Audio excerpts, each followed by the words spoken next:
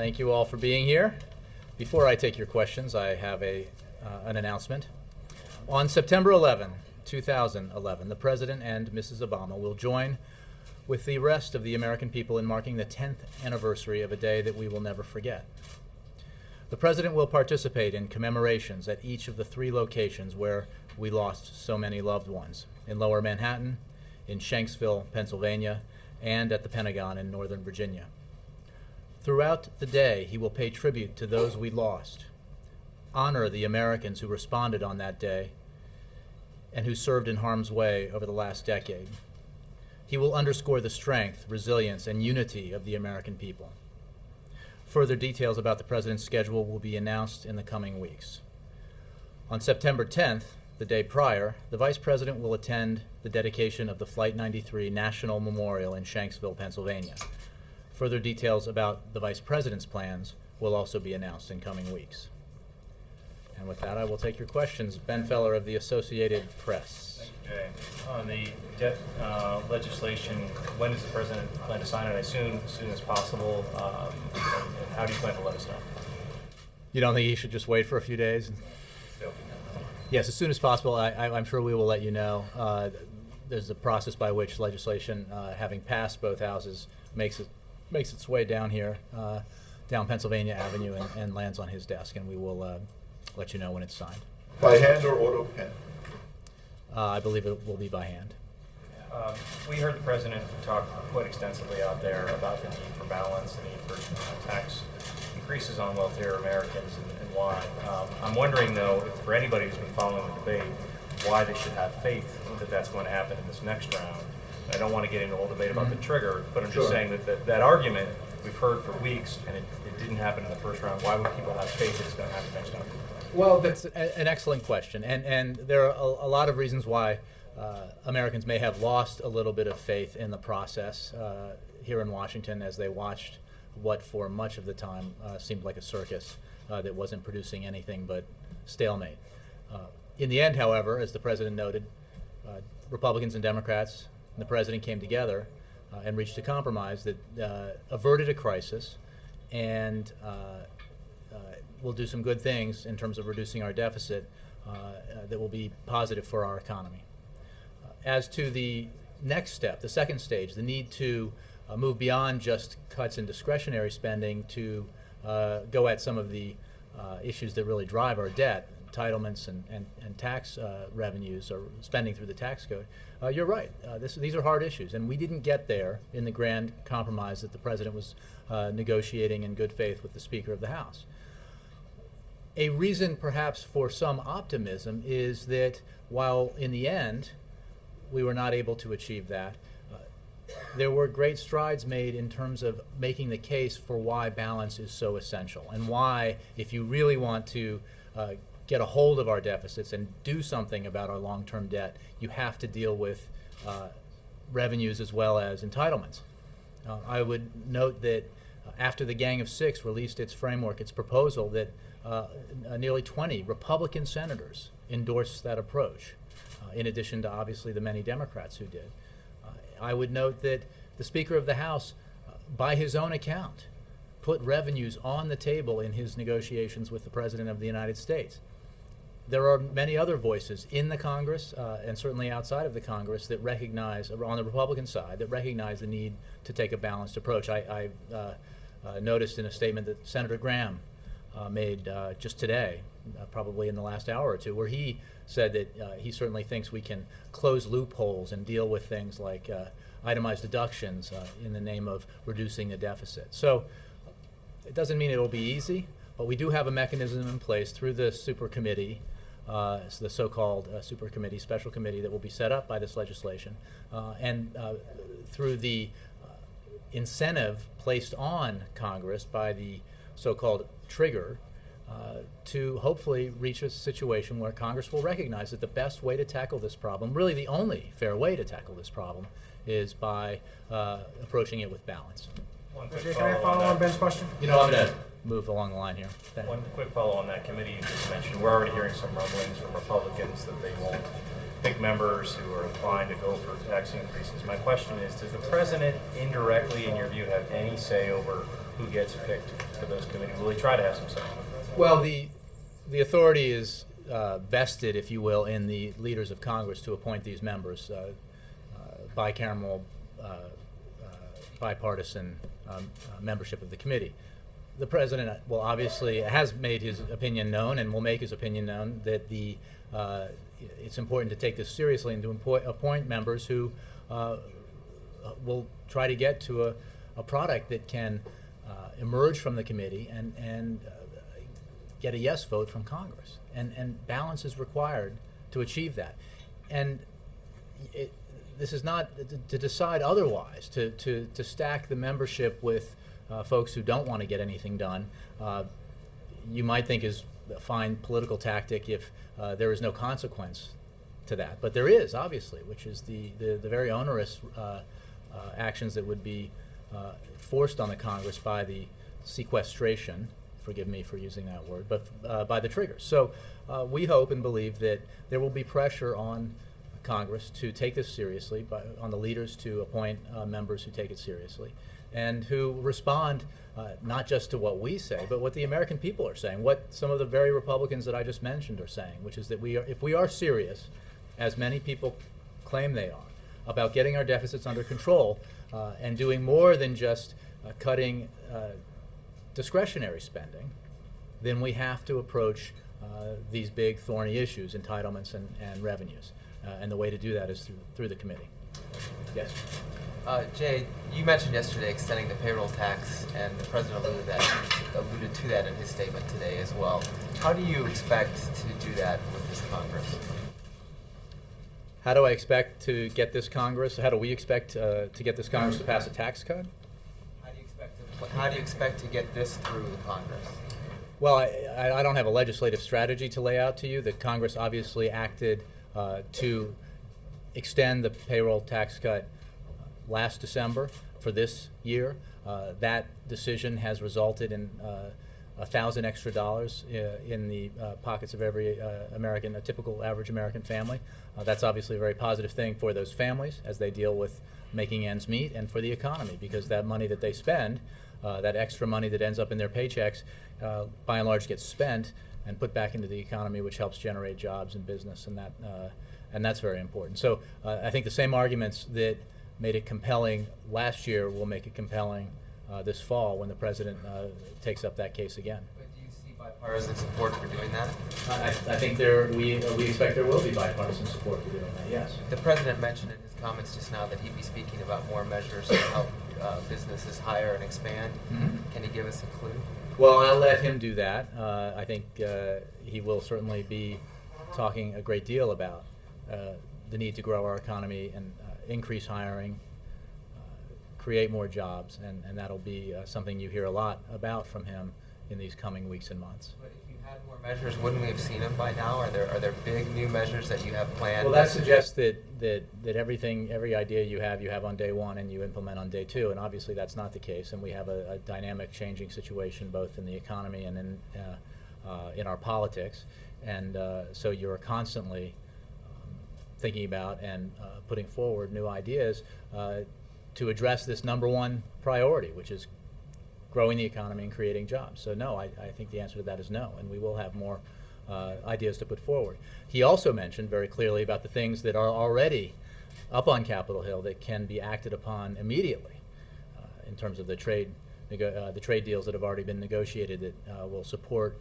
or create something like 70,000 American jobs, the need to get patent reform through to allow to free up, cut some red tape and free up innovation, and then obviously a measure that we believe will have bipartisan support to create an infrastructure bank to leverage public loans to private sector companies that want to help us rebuild our bridges and highways and airports.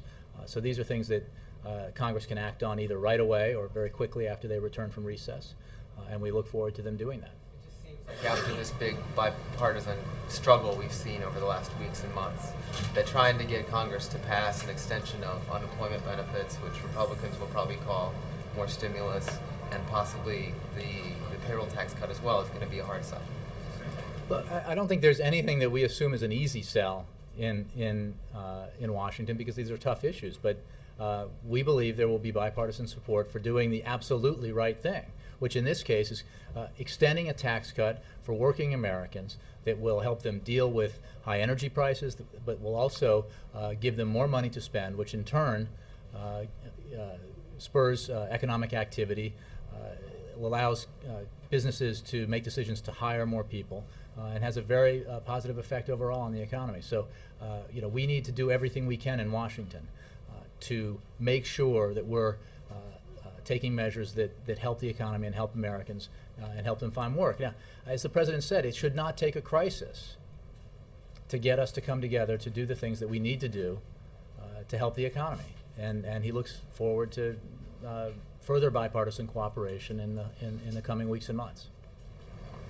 Jay? I couldn't help but notice the President's tone in his remarks. He seemed a little disgusted with Washington, D.C. And no, you don't think that's fair? I think that the American people rightfully were appalled by some of what they saw. The willingness to even hint at the possibility of allowing the United States to default for the first time in its history in order to advance specific agenda items that had already been rejected by a majority in Congress and certainly a majority in the American public. Now, the fact is that in the end, as we calmly predicted would be the case, cooler heads prevailed and compromise was achieved. The frustration that we all have is that it shouldn't take something this dramatic to force that kind of compromise, because in the end, everyone is here for the same reason, which is to make Washington work in a way that is good for the country and good for the American people. Okay. I revised my remarks to frustrated instead of disgusted. Well, I'm not sure that I. Go ahead and ask your question. You don't take issue with disgusted? No, I do. I think we've expressed our frustration with this process that he has and others have on numerous occasions. Anyway, my question is, the President, has he learned any lessons from this experience that will help him deal with this Congress perhaps any better?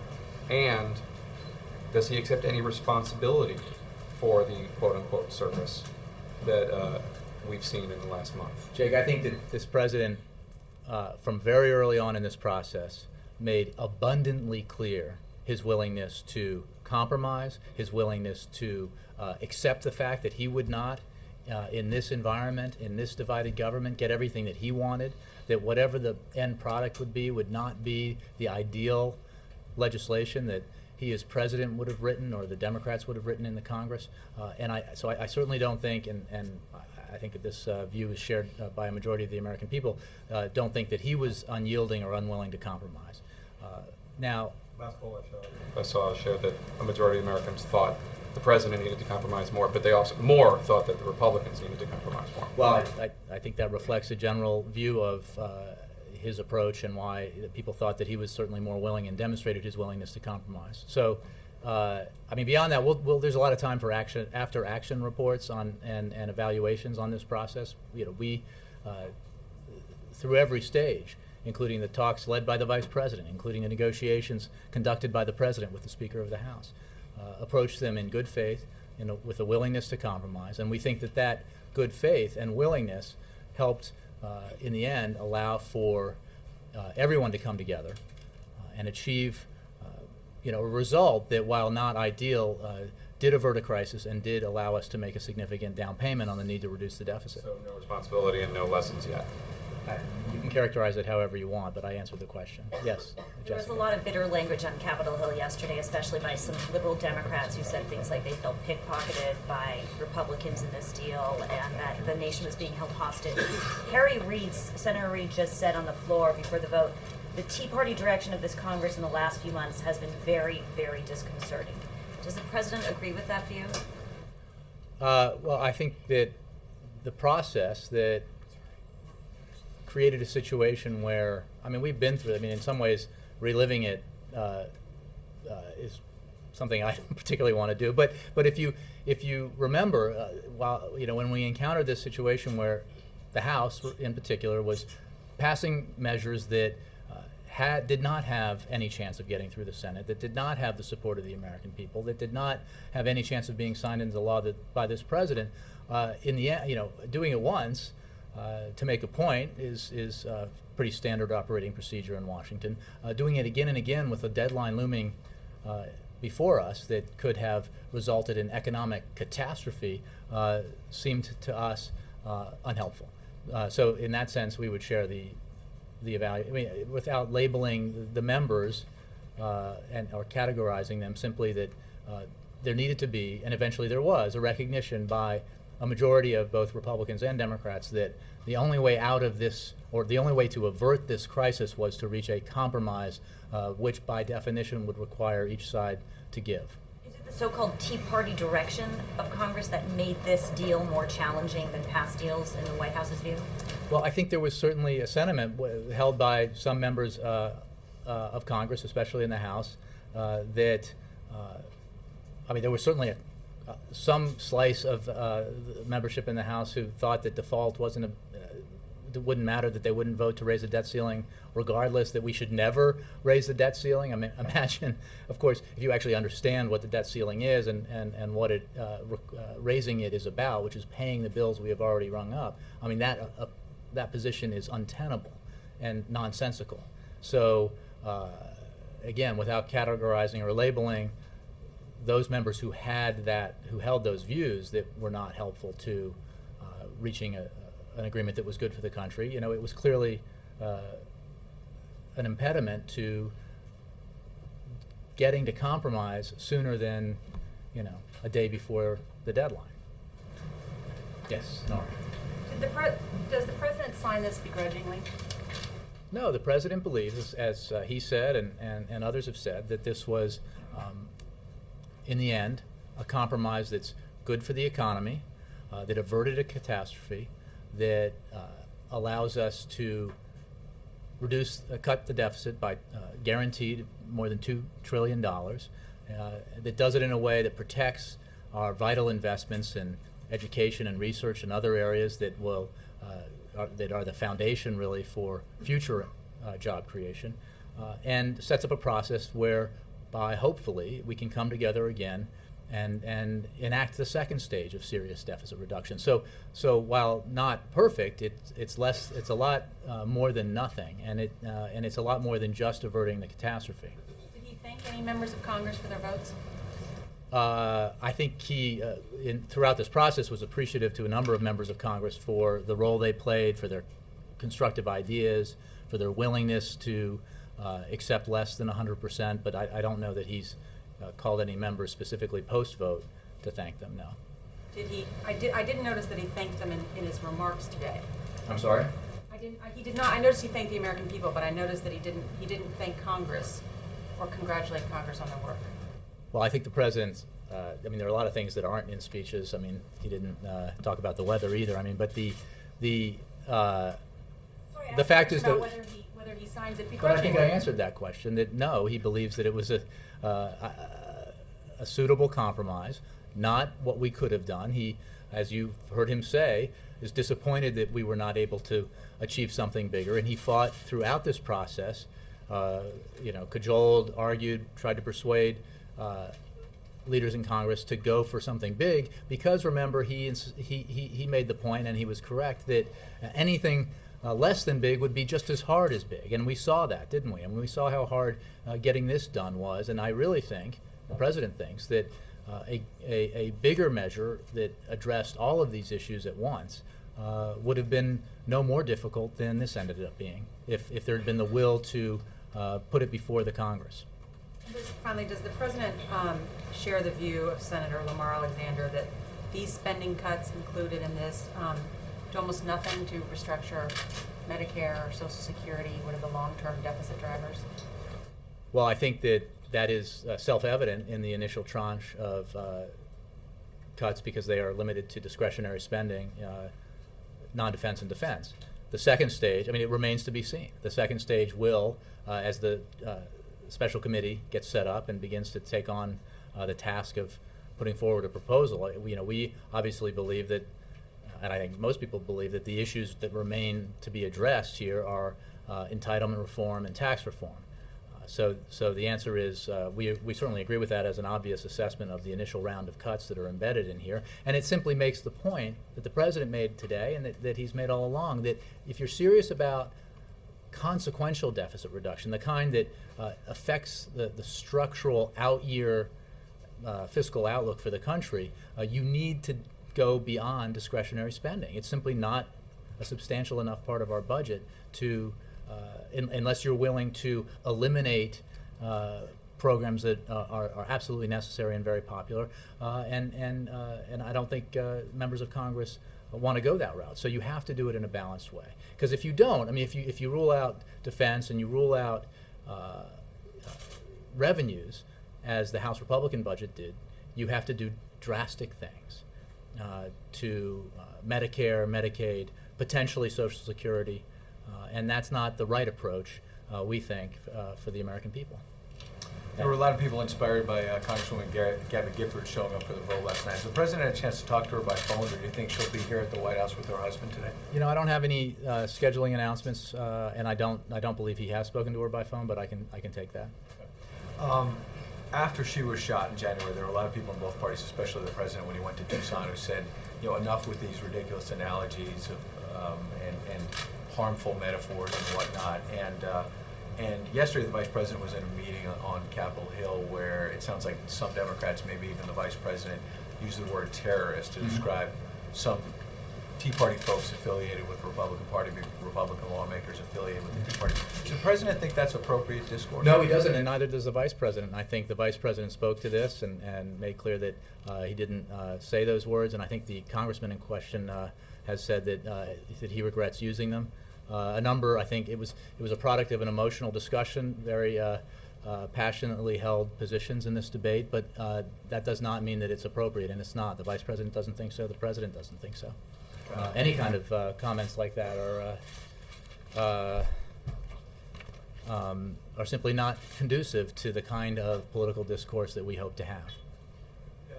Last thing on, when you were talking to Jeff about various economic policies that may or may not come up, President came to office with a philosophy of spending some money to try to get out of the recession.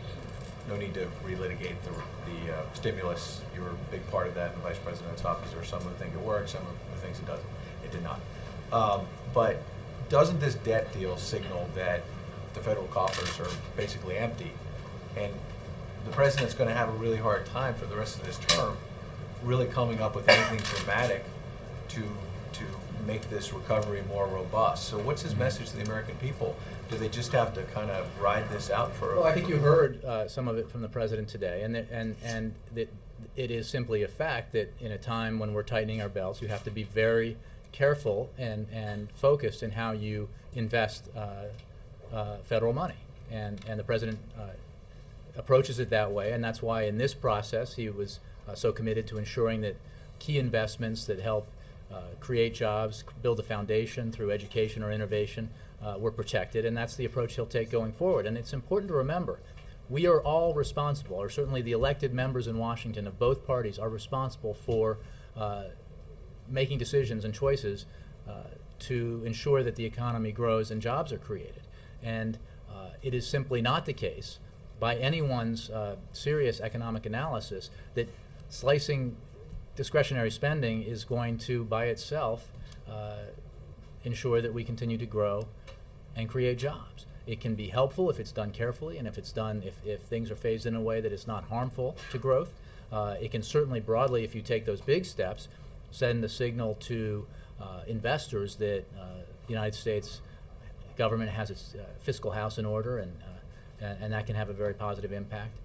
But there are other measures that the government can and should take, including ensuring that the regulations we pursue appropriately protect Americans, their food and water and air, but do not unnecessarily impinge on businesses, and things like the payroll tax cut that the President talked about today. There are certainly we should not sit on our hands and say there's nothing we can do. In fact, that would be irresponsible, and there are many things this President believes that we can continue to do to ensure that the economy grows. Yes. Going back to Gabby. Let me just say, if I could, The note that Jamie just handed me is that to let you know that the president has signed the bill and was fast. turned it into law. Yes. Yes. Thank you. Going back to Gabby Giffords for a second, what was the president's reaction when she appeared on the House floor last night? You know, I wasn't with him when that happened, so I couldn't say, but I am quite sure that he was as moved by it as anyone who was watching it was. I mean, it was a powerful moment and a wonderful moment, obviously, because of her courage, her bravery, her unbelievable perseverance and through her recovery, her commitment to service. But also it was a testament to the how something like that can bring everyone together after such a contentious debate, and I think that was a great moment. As you know, the president met with Congresswoman Giffords down in Florida when he went to witness the launch of her husband's space shuttle that unfortunately was scrubbed on that occasion, but you know, I think we were all powerfully moved by that. In the end, more House Republicans voted for this bill than Democrats, 269 to 161. Does the president now have a problem with his own party? No, I think that we have said from the very beginning that the only way to get compromise legislation through the Congress is to accept the fact that it has to be bipartisan, and that in order to be bipartisan and therefore get votes from both Democrats and Republicans, you'll likely lose votes from Democrats and Republicans on any particular measure. And you know, he's completely understanding and why some members might not vote for it. It's not perfect, but he is gratified by the fact that I think half the House Democratic Caucus and substantially more than half of the Senate Democratic Caucus thought that this was a significantly positive compromise and an essential one because we needed to avert this catastrophe and we needed to get some deficit reduction. One of their chief concerns, obviously, is that there are no new revenues. Well, we can re-debate that. Without re-debating it, but what was the president's level of frustration that wasn't a part of the final deal? Because that was something he wanted. I think I answered this question a little bit, but the president believed that this was an opportunity to get something truly significant in the $3 to $4 trillion range of savings, deficit reduction over the course of 10 to 12 years. That would only be achievable plausibly if you did it in a balanced way. And that was the approach he took. That was the approach that he argued to leaders of Congress that should be taken. It was certainly the approach he took in his negotiations with the Speaker of the House. He would certainly prefer if that were the legislation he had just signed today. You know, but we don't live in you know, the perfect world that allows for the things that we hope to happen all the time. And when it became clear that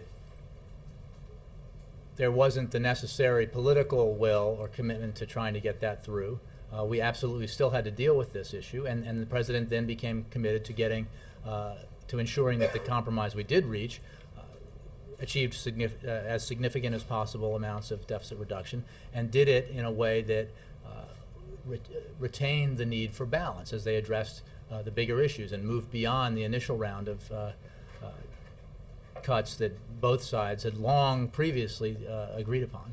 And just turning briefly to Somalia, I know we're going to get some information about that today, but can you speak briefly about what the United States is going to do in Somalia? Well, as you know, the United States is I think, the largest donor.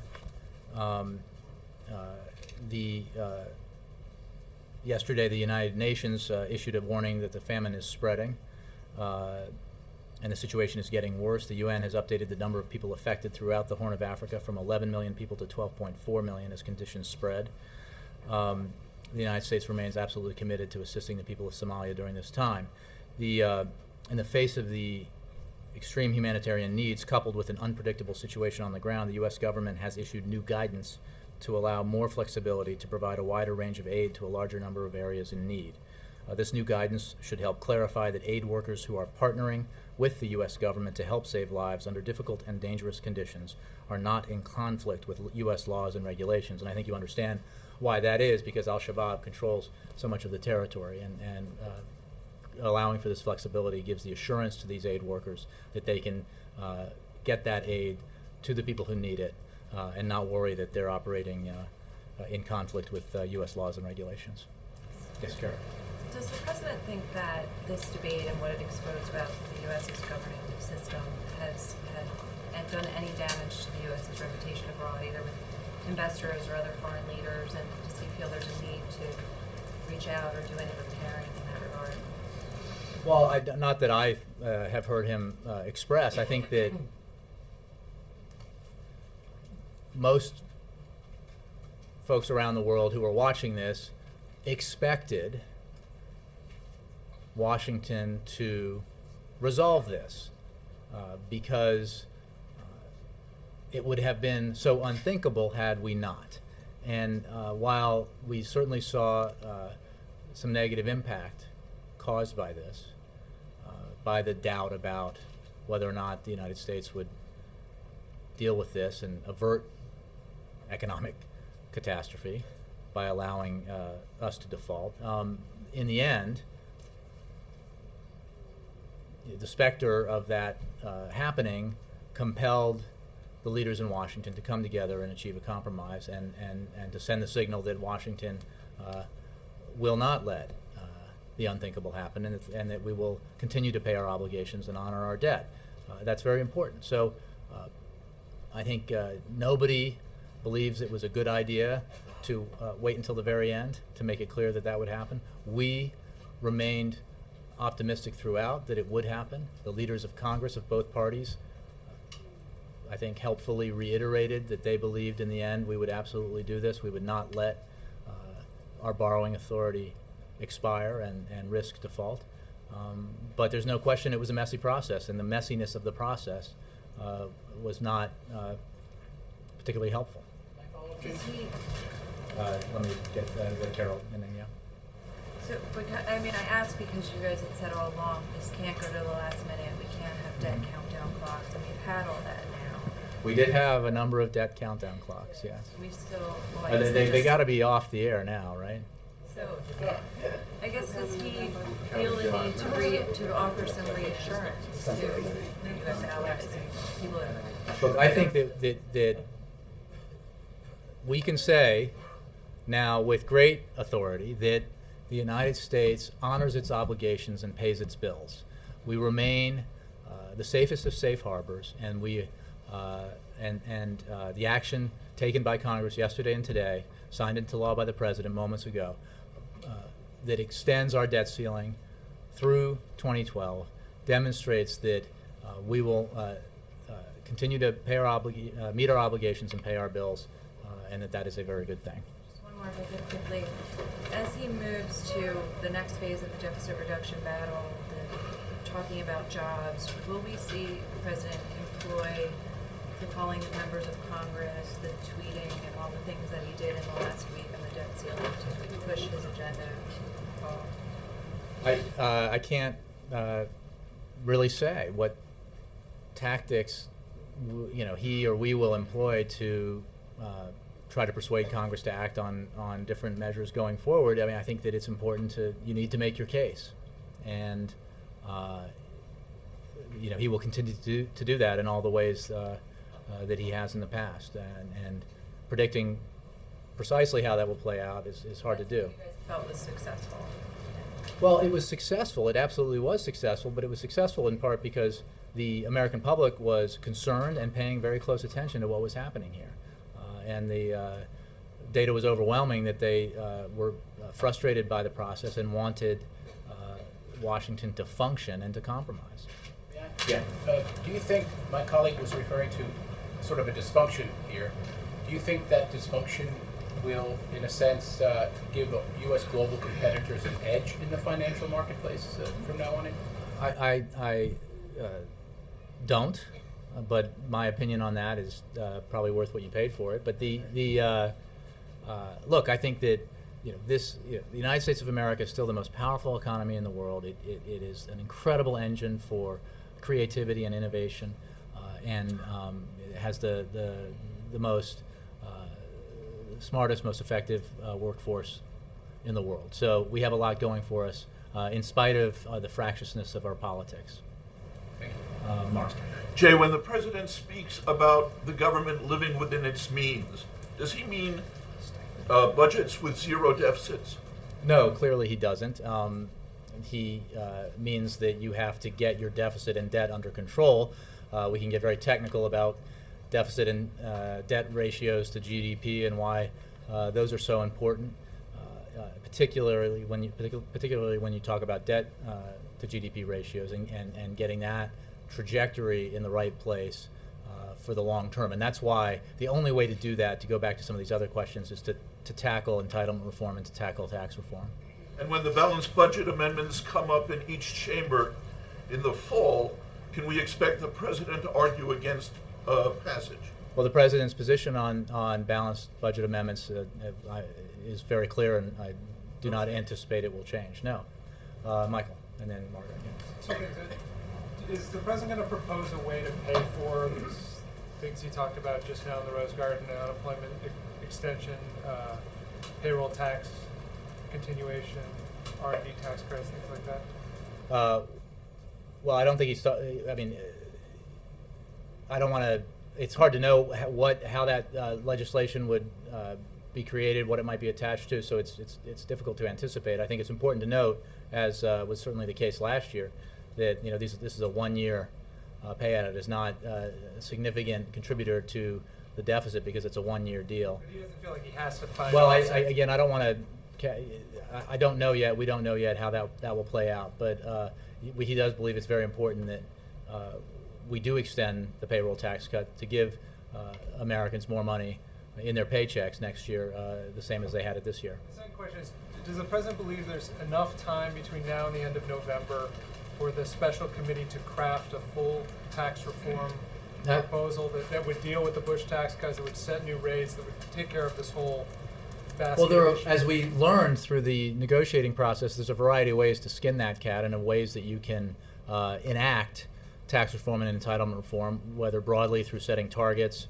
The way it was envisioned in one negotiated proposal was that the Congress would be tasked with creating tax reform, or else revenues would be generated through the expiration, for example, of the high-end Bush tax cuts. So there are different ways of doing this. The answer is absolutely yes, in part because the blueprints are there.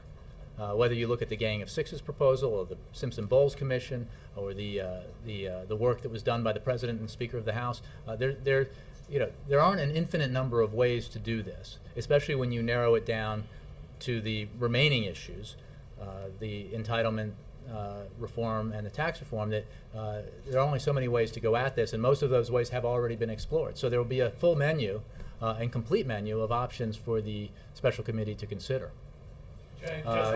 Chair, and then Margaret, you're next. Sorry. We have a story. Bloomberg has a story out that says that former New Jersey Governor John Corzine's firm plans to sell bonds with interest rates that rise if Corzine. I'm just wondering where this could be going and how I could possibly answer it. With interest rates that could rise if Corzine gets an appointment by President Obama.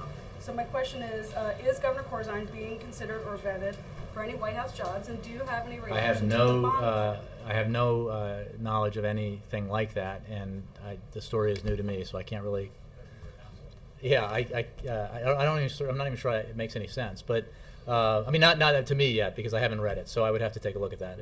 But I'm not aware of any impending appointments. Yeah. August, month of town hall meetings and a lot of stuff.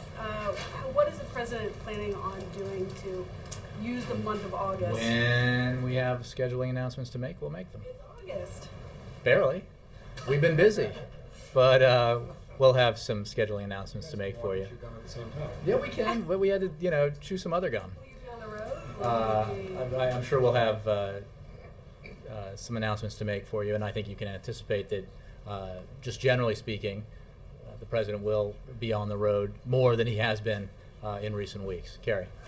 a good segue to my question, which is I was not looking for scheduling announcements, but I was wondering if the White House or the President thinks it's important to go out and talk about this legislation, or whether we'll see him just go more to the jobs message as he did in the Rose Garden. I mean, is there an obligation? Will the White House try to sell what he just did, or is it just about jobs? I think averting a crisis is an important accomplishment, but it is not enough. And that's what you heard him talk about today. He will certainly talk about the need for this second stage to be serious and to take the kind of measures that are so essential to significantly deeper deficit reduction.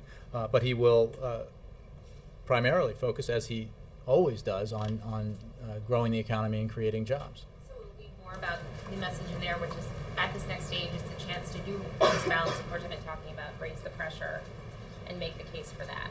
It sounds like that's the distinction in terms of how he talks about deficit reduction. I guess that's a fair assessment of it. I mean, I think you heard in what he said today, the balance between those two things going forward, both remain vitally important, and they're linked. Going about deficit reduction in the right way is conducive to solid economic growth and laying the foundation for a better and bigger economy in the future and more jobs. So, but he looks forward to spending even more time now focusing specifically on things we can do to grow the economy and create jobs in the near term. Thanks. I have two questions. On revenue, section 402, subsection C of the budget. Wait, I don't have that here. Well, the subsection C talks about the expedited procedure in the Senate, but there's a provision in there that says revenue measure. This subsection shall only apply to the House of Representatives if the joint committee bill received from the Senate is a revenue measure. Shall not apply. So doesn't that make it significantly harder for a revenue component to emerge from that super committee? I haven't read that subsection, but I can assure you that there are no restrictions created in the legislation that limit in any way what the Joint Committee can take up. So I mean, there's no specific targeting of revenue. It is left up to the committee to decide how it will approach, what measures it will recommend to achieve the $1.5 trillion in additional deficit reduction. See after the briefing? Sure, and I will email it to somebody with an advanced degree. My second question was, I guess I don't understand the difference. I'm not saying either is inappropriate, but why is terrorist inappropriate, but hostage taker is not inappropriate? I they were going to. I just think that it's. I mean, they're going to blow themselves up too. So I'm just not even going to engage in. I think that in general, what's important is that even in the midst of debates that we all feel very passionate about, because the issues are so important, that it is not helpful to the kind of productive political discourse that we need to achieve compromise. To use those kind of analogies, even if they're, even if they're understandable and descriptive. So, but I'm not going to, this is not the 7 words that you have to ban. Like these words are okay and these aren't. I just think lowering the temperature in general is a good thing. You think hostage taker was also? I think I've said everything I can about that. All the way, Joe. Sorry. Jared, sorry. Go ahead. Jay, yesterday you were talking about how the president's going to have a role in the super committee, as we're calling it now. If it's a bipartisan, bicameral thing, and the president retaking the bully pulpit today, what's the president's role going to be? How is he going to affect the committee? Well, he is as I think Senator McConnell said at some point in the last few days, the one person out of 300+ million in America the only one who can sign bills and make them laws. So he obviously has a crucial role in this process, and he has a crucial role in persuading both members and the public about what he believes is the right path to take. And you've seen him play that role in recent weeks and months, and I'm sure he will going forward. Now, the authority to name the members obviously rests with the leaders. But as I said, I think in answer to an earlier question, there is ample product to provide to that committee once it is formed. And the president is the author of one such product, and he thinks that it's a real framework for how you go about a balanced approach to dealing with issues like entitlements and revenues. Is there any concern? Last one, go ahead. Is there any concern that he, without specific roles outlined, that there might be some kind of limitation, or he might not be effective at it? You know, I think he's president of the United States, and I think he will have a substantial role to play, as he has these past weeks and months, in shaping the debate, negotiating. I mean, in the end, and in the beginning, middle, and end, this process moved forward because of the president's leadership. The talks that he, in the immediate wake of his speech to George Washington University, he created the negotiating arrangement that was led by the vice president. He engaged in detailed and specific and ongoing two rounds of negotiations with the Speaker of the House, and he obviously was intimately involved in assuring that the compromise that was reached and signed into law today came to pass. Thank you, guys. Just comment on reports out of Israel that Benjamin Netanyahu, the Prime Minister, is willing to negotiate along the 1967 borders of the Palestinian Authority. You know, I haven't seen those reports, so I mean, I have seen those reports, but I don't have any. I don't have any special knowledge of them, and I would just refer you to his office and the government of Israel's office. Our position on that was obviously clearly articulated by the president in his speech. Thanks very much. Thanks, Jack.